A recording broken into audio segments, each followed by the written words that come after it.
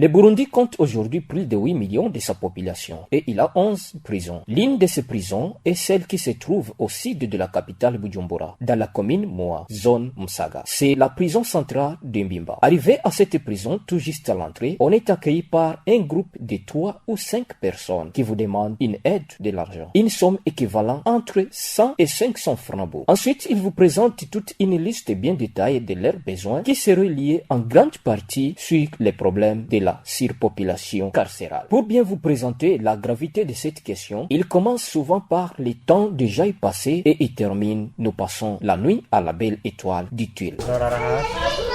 Nous dormons par terre ou sur un carton. Moi, j'ai déjà fait une année, je passe la nuit sous un toit ou bien je dors sur les cartons. Quand il y a la pluie, maintenant c'est grave. On ne sait pas comment passer la nuit.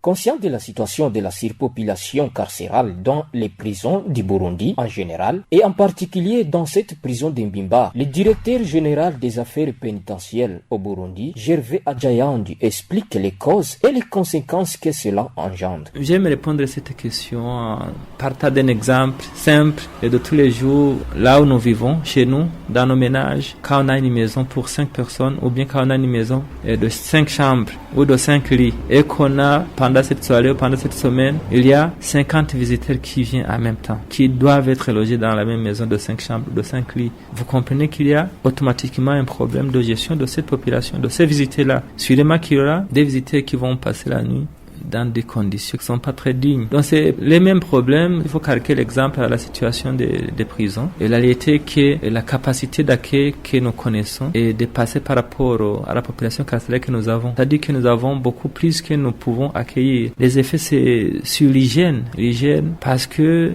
quand on a beaucoup de monde dans un espace qui est réduit, dans des endroits réduits, dans des chambres réduites, vous voyez que l'hygiène, ça devient un peu compliqué. Il y a aussi les effets sur l'assainissement, la lits, il faut trouver l'hygiène des lits, il faut avoir tenir là où loger les détenus. Les effets en rapport avec l'aération, parce que quand on a beaucoup de monde à des espaces réduits, ça devient étouffant, ça devient un peu, c'est comme si on est coffré dans une boîte. Donc il y a ce problème-là d'aération avec les infrastructures qui ne sont pas aussi préparées à accueillir un nombre si impressionnant. Monsieur Gervais, trouvez-vous que c'est possible de trouver des solutions à ces problèmes? Des solutions à la surpopulation carcérale, la présentation des alternatives à l'emprisonnement.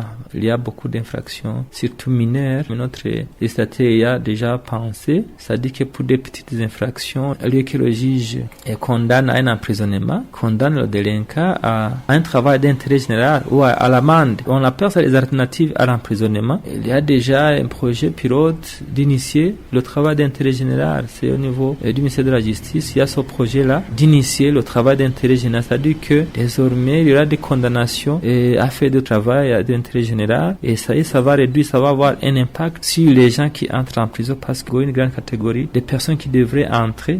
Donc, ceux qui ont commis des infractions mineures, qui ne seront plus éligibles à l'emprisonnement au travail d'intérêt général. Autre solution, c'est l'accélération des procédures judiciaires parce que quand il y a beaucoup de condamnés par rapport aux prévenus, il y a beaucoup de mesures d'allègement qui sont prises. Il y a la libération conditionnelle, il y a la grâce présidentielle, il y a la liberté provisoire, il y a les acquittements aussi qu'on observe. Donc, si les procédures judiciaires sont accélérées, ça influe aussi sur la surpopulation carcérale. Mais il y a aussi la systématisation, bien le renforcement du travail de préparation à l'insertion des détenus. Il faut qu'on ait des programmes beaucoup plus réfléchis, beaucoup plus développés pour préparer nos détenus à la vie post-détention. Un nombre de ceux qui retournent, ce qu'on appelle récidivistes. Donc quand on réduit le récidiviste, c'est-à-dire qu'on aura un impact sur la surpopulation. Il y a une catégorie de personnes qui sortent et qui n'entrent pas. Mais puis il faut qu'il ait de quoi faire à la sortie de la prison. Et ça va faire qu'ils ne retournent pas à la prison. Le 18 juillet dernier,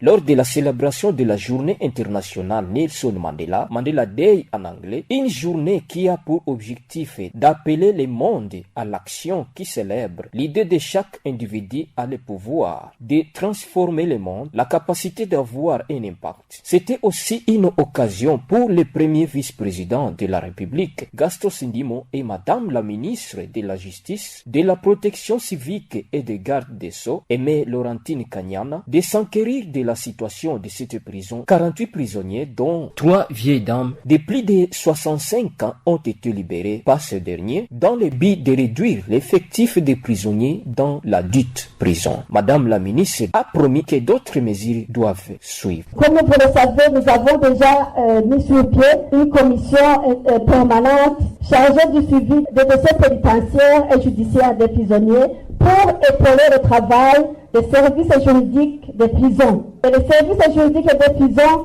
ont été étoffés d'un personnel qualifié et suffisant dans les services juridiques. Et nous continuons à chercher d'autres compétences. L'autre information que nous avons donnée aux prisonniers, c'est que au niveau de chaque juridiction, nous avons mis sur pied une équipe de magistrats qui écoute les problèmes et les doléances des prisonniers par rapport aux besoins d'une assistance judiciaire. Et la question des prisonniers qui sont suffisamment actifs, qui doivent participer dans la production pour permettre l'autosuffisance des prisons. Parce que l'État ne doit pas toujours mettre à la disposition des prisons des gros moyens, alors qu'il y a des gens qui sont capables de travailler et de produire, de contribuer dans le développement économique du pays. Du côté des humanitaires, comme les CICR qui travaillent à côté du gouvernement du Burundi, afin d'éradiquer carrément les problèmes de la surpopulation carcérale et améliorer les conditions de vie dans les prisons, et voient les choses ainsi. Nazim Ayada, coordinateur protection au CICR. Le CICR travaille au Burundi aux côtés des autorités qui doivent faire face à un certain nombre de défis. Un de ces défis est la surpopulation carcérale. Le CICR a une expertise dans les stratégies possibles pour réduire la surpopulation carcérale. Nous partageons cette expertise avec les autorités compétentes. Bien sûr, nous nous félicitons de mesures comme la grâce présidentielle. Simplement, cette mesure vise des personnes condamnées, alors qu'au Burundi, on parle de 60% de détenus préventifs, c'est-à-dire qui n'ont pas encore été condamnés. Donc nous pensons que c'est sur les détenus en détention préventive qu'il faut faire un effort important. Souvent, les CICR visite les prisons du Burundi. Quelle est sa part des contributions sur la question? Nous avons des activités qui sont dirigées au ministère de la Justice pour les soutenir à résoudre un certain nombre de cas de détenus qui sont dans des situations